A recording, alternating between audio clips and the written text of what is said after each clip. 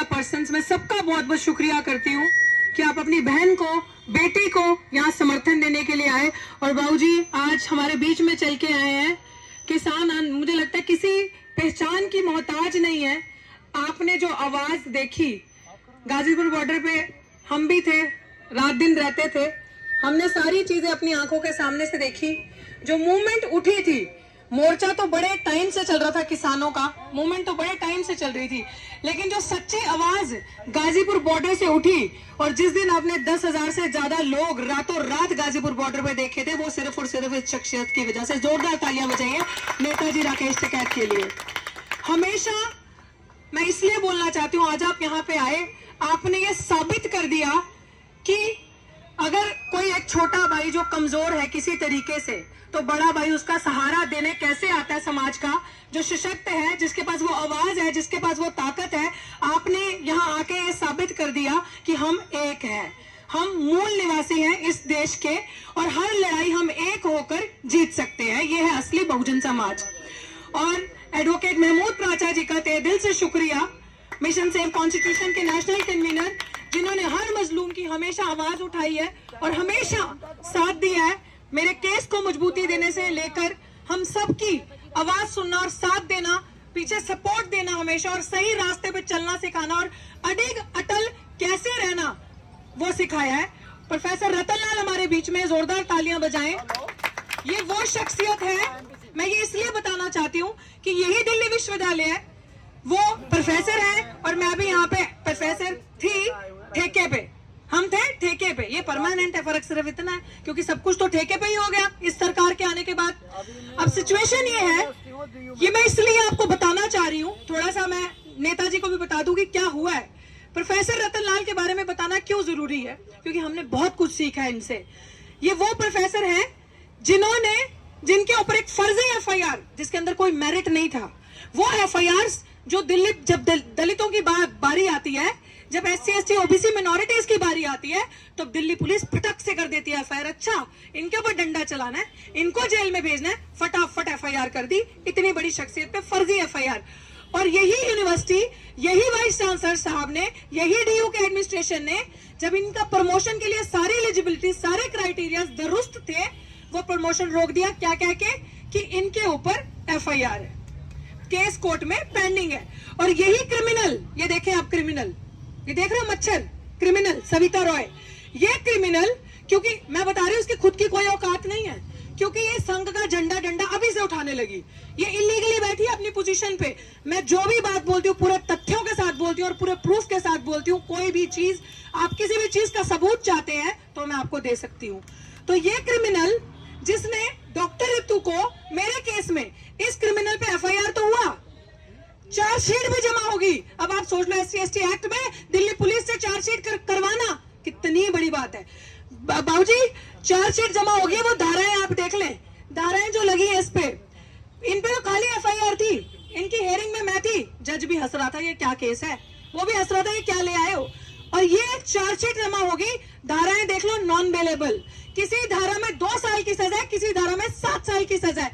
लेकिन ये है हमारा दुर्भाग्य कि जाति जो है वो कभी नहीं जाती, क्योंकि एक विचारधारा, एक जाति के लोग आज सत्ता में अंदर बैठे हैं, कुर्सी पे बैठे हैं, उनकी वजह से आज क्रिमिनल अपराधी कार्यरत है, कुर्सी पे है, और एक बेगुनाह सड़क पे है।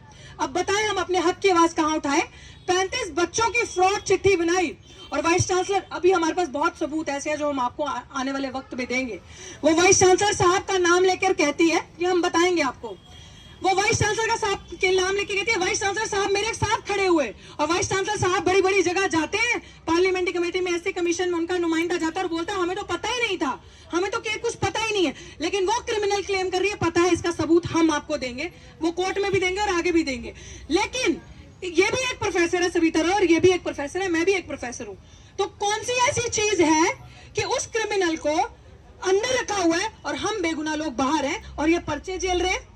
इसीलिए हम लोग चाहते हैं कि फैसला अब जनता की अदालत सुनाएगी, जन सुनाएगा, क्योंकि अगर हमारी सुनवाई कहीं पे नहीं होगी तो रास्ता सिर्फ हमारे पास जमीन ही है अपनी आवाज को बुलंद करने का, न्याय की तरफ जाने का। मैं बार बार बोलती हूँ, मेरी नजर में सामाजिक कल्याण की परिभाषा परिवार कल्याण नहीं है। अगर मैं अपने आप को देखूं, परिवार को देखूं, मैंने लिख दिया है नौकरी नहीं न्याय चाहिए। मेरा परिवार पूरा बहुजन समाज है, SC ST OBC मिनोरिटीज।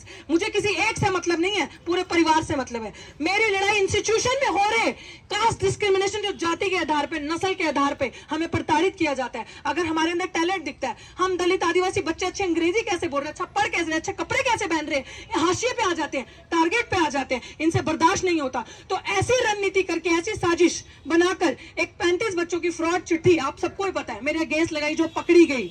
और अभी ये केस इस स्थिति पे आ चुका है।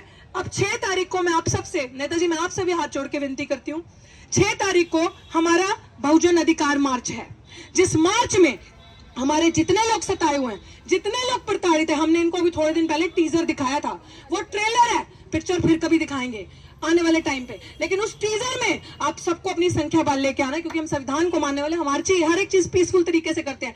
लेकिन अपनी ताकत से, वो जो एक्शन प्रोग्राम्स उसके बीच में होंगे उस दिन बताए जाएंगे, लेकिन हम अपनी ताकत से, अपने संख्या बल से इनको बताएंगे कि अब दौर मनुवादियों का नहीं, अंबेडकरवादियों का होगा। और सत्य को आप जितना मजबूर करोगे सत्य को, वो उतना मजबूत होता जाएगा। और उसकी ट्रेलर आप अभी देखोगे 6 नवंबर को सुबह 11 बजे आर्ट्स फैकल्टी पे आपको इकट्ठे होना है।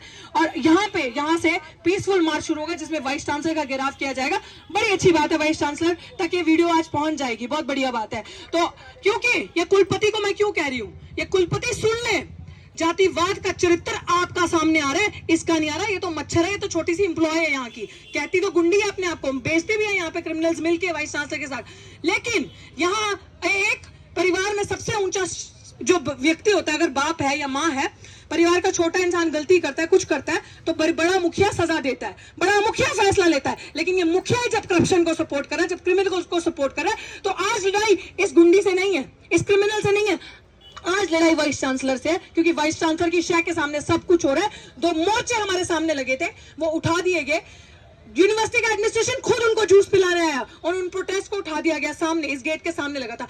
हम लोग 64 डेज से बैठे हैं, क्योंकि दलित की बेटी भारत की बेटी नहीं है, दलित के बच्चों को इंसाफ नहीं मिलेगा। अगर दलित, मैं बार बार ये चीज कहती हूँ कि बहुजनों जागो, आप लोग जागो। क्यों आपके वाइस चांसलर्स क्यों नहीं है, आपके प्रिंसिपल्स क्यों नहीं है, आपके बड़े बड़े प्रोफेसर क्यों नहीं है, ऐसे बुद्धिजीवी प्रोफेसर का प्रमोशन क्यों रोका है कोई ऐसा इंटेलेक्चुअल? अगर अपनी बात नहीं रख सकता, हम स्वतंत्र नहीं है अपनी बात रखने के लिए। दलित हाशिए पे, टारगेट पे आ जाते हैं अगर आवाज उठाते हैं, लेकिन हम आवाज उठाएंगे, हम नहीं डरते किसी धमकी से। कोई ऐसी धमकी नहीं जो हमें डरा सकती है, कोई ऐसी करेंसी नहीं जो हमें खरीद सकती है। और दूसरी बात अंत में यही कहूंगी, हमारी संख्या बल पे नहीं जाना। हमने आपको दिखाया है कि कभी यहाँ पे 5000 लोग भी होते हैं, कभी 200 भी होते हैं, कभी 20 ही होते हैं, क्योंकि हम गरीब लोग हैं, ये गरीब लोगों का आंदोलन है। इस आंदोलन में बाबूजी दरिया से लेके, माइक से लेके, बैनर से लेके सब समाज का दिया हुआ है। हमें कुछ लोग ऐसे जिन्होंने जिम्मेदारी लगाई है खाना लाने की, हमारे नाहरपुर के, हमारे करावल नगर के साथी, हमारे आसपास के तिमारपुर के साथी, ब्रेकफास्ट, डिनर, लंच सब हमें देकर जा रहे हैं। 64 डेज तक हम इसी पर सर्वाइव कर रहे हैं। हमारे लोग सुबह कुआं खोदते हैं, शाम को पानी पीते हैं, हमारे पास रिसोर्सेज नहीं है।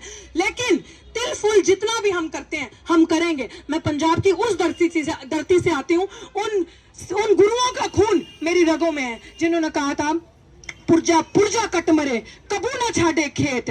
पूरा अगर आपको सुनाऊं तो सूरा 100 पहचानी है, जो लड़े दीन के हेत, पुरजा पुरजा कट मरे कबू न छाड़े खेत। अगर मेरी आखिरी सांस भी बचेगी, तब भी मैं सिर्फ और सिर्फ न्याय के लिए जीऊंगी। समाज के स्वाभिमान को झुकने कभी नहीं दूंगी। ये मान सम्मान की लड़ाई है, सदियों से अगर हमारी लड़ाई है तो वो मान सम्मान की है। और अब हमारी सबसे बड़ी लड़ाई है अपने हक अधिकार संविधान को बचाने की। तो आप सब जितना भी वक्त दे सकते हैं इस लड़ाई में शामिल हो। जितनी भी ऑर्गेनाइजेशन है बढ़ चढ़ के आए। पीके साहब आपका बहुत बहुत शुक्रिया, जितने भी साथी हैं, रमेश कुमार सर, हमारी रोहिणी की टीम है, आप सबका बहुत बहुत तहे दिल से, पीके राघव जी रिटायर हमारे IAS ऑफिसर्स हैं, आप सबका तहे दिल से